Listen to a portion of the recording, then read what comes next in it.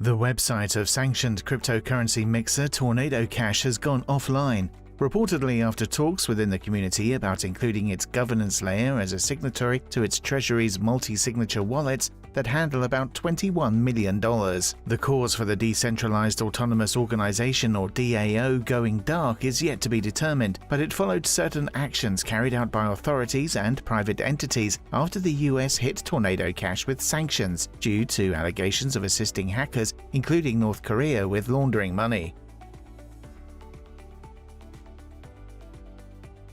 Oil prices dropped to 6-month lows on Monday after leading importer China released July data that missed expectations, while its central bank lowered key lending rates to bolster demand in its economy, weighed by repeated COVID lockdowns that hit retail sales, industrial production, and real estate. The US West Texas Intermediate or WTI crude futures lost 2.9% to $89.41 per barrel, having reached its lowest level since January of $86.86 earlier, while Brent crude oil futures shed 3.1% to $95.10 per barrel after posting a session low of $92.80.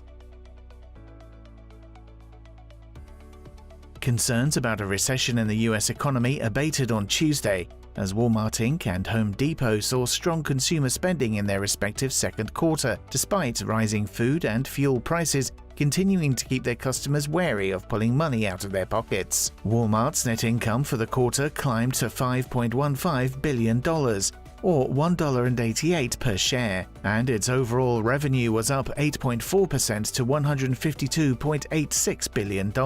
while Home Depot's profit rose to $5.17 billion, or $5.05 per share, and quarterly sales surged to their highest level of 6.5% from 2021.